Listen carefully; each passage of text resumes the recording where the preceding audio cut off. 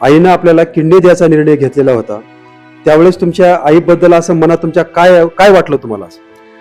मला असं वाटलं तर आईला प्रॉब्लेम यायला नको. सरांचा सर्च झाला, सरांनी सांगितलं काही अडचण येणार नाही, तुम्ही किडनी घ्या, एकदम क्लिअर होऊन जाशाल, काही अडचण येणार नाही. तर आम्हाला आई 24मध्ये ऑपरेशन झालं औरंगाबादला सिग्मा हॉस्पिटलला. तेव्हापासून आम्हाला काही अडचण आली नाही. आज सरांनी सांगितलं जळगावले डॉक्टरने की तुमची किडनी फेल आहे. तेव्हा माझी मनस्थिती खराब होऊन गेली. पण घरी आल्यानंतर सगळं कुटुंब एकत्र बसून विचार केलं आणि आईनं किडनी द्यायला तयार झालं. म्हणजे आईनं दिलं तर तेव्हापासून आमचा एकदम म्हणजे व्यवस्थित झाला. बापरे, जीवदान दिलं मला.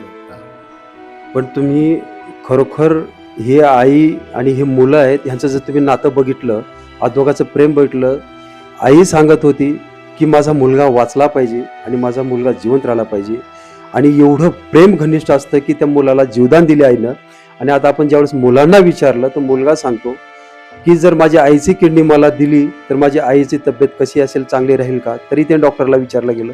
डॉक्टरांनी सांगितलं की एक किडनी दिल्यामुळं काही अडचण येत नाही. त्यावेळेस म्हणजे हे नातं आहे